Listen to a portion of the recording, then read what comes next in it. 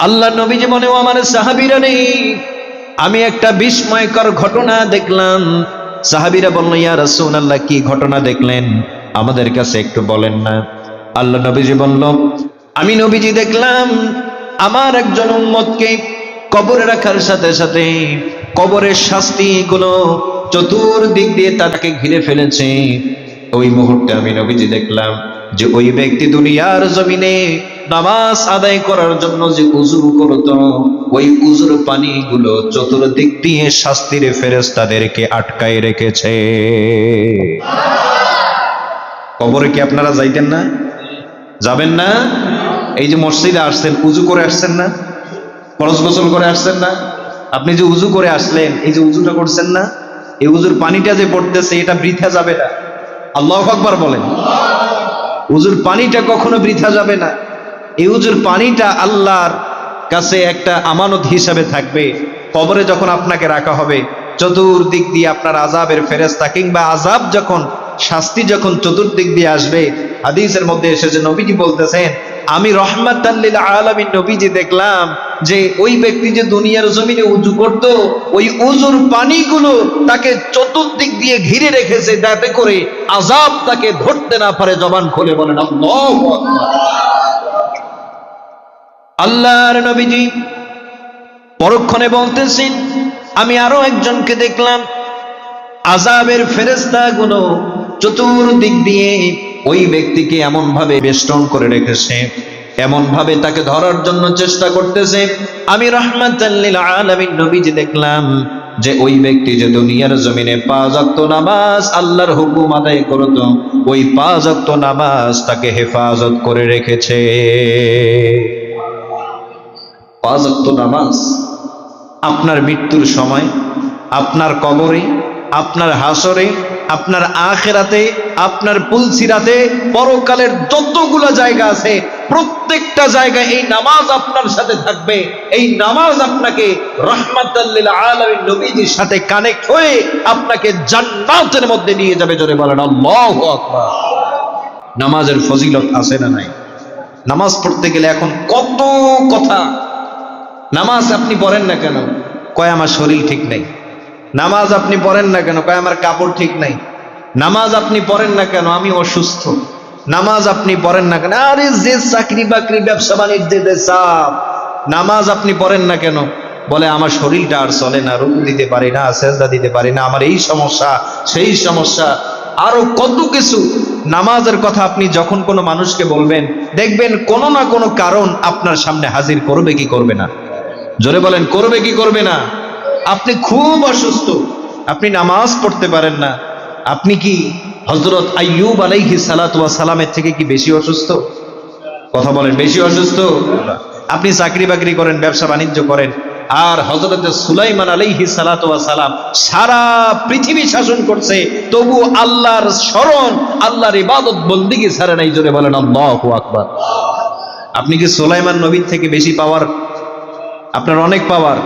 হযরত ওমর রাদিয়াল্লাহু তাআলা আনহু অর্ধেক পৃথিবী শাসন করছে। পৃথিবী শাসন করতে গিয়ে মনে হয় নামাজ কালাম সব বাদ দিয়ে ফেলছে। নামাজ বাদ দিয়ে ফেলছে?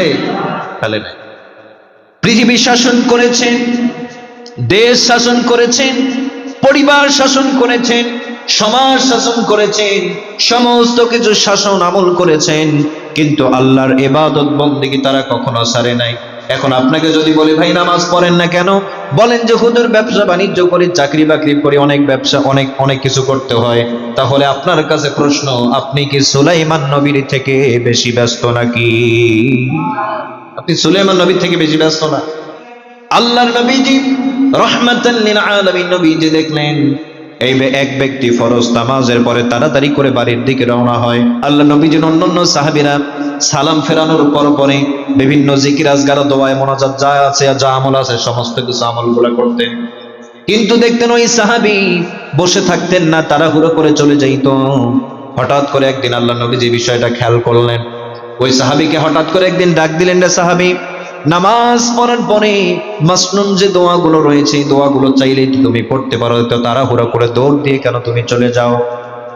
সাহাবী দু চোখের পানি ছেড়ে দিয়ে বলে, ইয়া রাসূলুল্লাহ, নবীজি, ইয়া হাবিবাল্লাহ নবীজি, লজ্জার কথা, শরমের কথা আপনাকে কেমনে বলি? ইয়া রাসূলুল্লাহ, আমি আমার স্ত্রী আছে, আমি আমার স্ত্রী এত বেশি পরিমাণে অভাবী, আমরা এত বেশি পরিমাণে অভাবী যে আমাদের শরীরের মধ্যে আমার যে কাপড়টা দেখতেছেন, আমাদের দুজনের মিলে শুধুমাত্র এই একটা কাপড়ই আছে। কয়টা কাপড়? জোরে বলতে হবে, কয়টা কাপড়? ইয়া রাসূলুল্লাহ, আমি যখন নামাজের মধ্যে আসি, ঘরের দরজাটা লাগাই দিয়া আমার ঘরের মধ্যে একটা গর্ত খুঁড়ে রাখছি। ওই গর্তের মধ্যে আমি যখন নামাজে আসি, আমার স্ত্রীকে ওই গর্তের মধ্যে রেখে আসি। এরপরে ঘরের দরজাটা লাগাই দিয়ে আমি নামাজের মধ্যে আসি।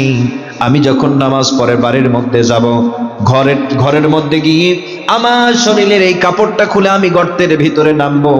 এরপরে আমার স্ত্রী ওই কাপড় পরে আল্লাহর ইবাদত বন্দেগী করবে। জবান খুলে বলেন আল্লাহু আকবার।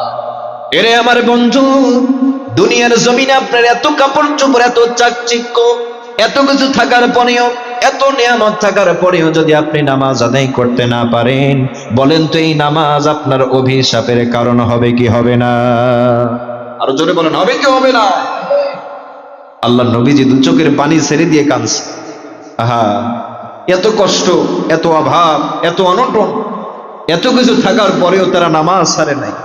আর আমরা নামাজ এত পরিমাণে বেশি ছাড়ি।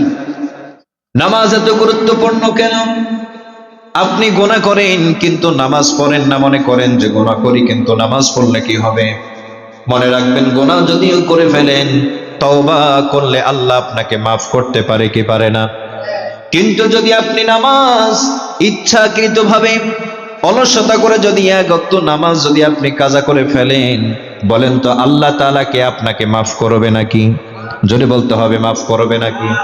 কখনো কোনোদিনও মাফ করবে না। আল্লাহর নবী সাল্লাল্লাহু তাআলা আলাইহি ওয়াসাল্লাম বলেন, ও আমার সাহাবীরা, তোমাদেরকে একটা প্রশ্ন করি। বলি, ইয়া রাসূলুল্লাহ, নবীজি কি প্রশ্ন করবেন বলেন?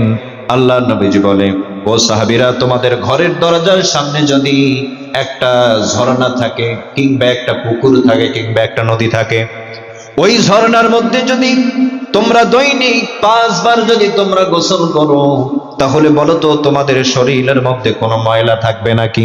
আল্লাহ নবীজি বলতেছেন, সাহাবীরা, তোমাদের ঘরের দরজার সামনে যদি একটা ঝর্ণার ব্যবস্থা থাকে, একটা নদী থাকে, তুমি ওই পারে বাজার করতে যাবা বা যে কাজের জন্য যাবা, নদী পার হয়ে তোমাকে যাইতে হবে সাঁতরাইয়া, তাহলে দৈনিক 5 বার যদি তুমি সাঁতরাও, 5 বার যদি তুমি গোসল করো, বলে তো তোমার শরীরের মধ্যে কোনো ময়লা থাকবে?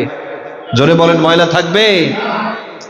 আল্লাহর নবীজি বলতেছেন, ও আমার সাহাবীরা, যেমনি ভাবে 5 বার গোসল করার কারণে তোমাদের শরীরের ময়লাগুলো দূর হয়ে যায়, তেমনি ভাবে যদি তোমরা 5 ওয়াক্ত নামাজ যদি জামাতের সাথে মসজিদে পড়ো, আল্লাহ তাআলা তোমাদের গুনাহ খাতাগুলোকে ক্ষমা করে দিয়ে দিবে।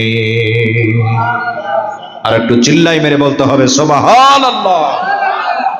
বন্ধুরা রে আমার, বলতেছিলাম আল্লাহর নবীজি অসংখ্য গণিত হাদিসের মধ্যে নামাজের বিষয়ে আলোচনা করেছেন।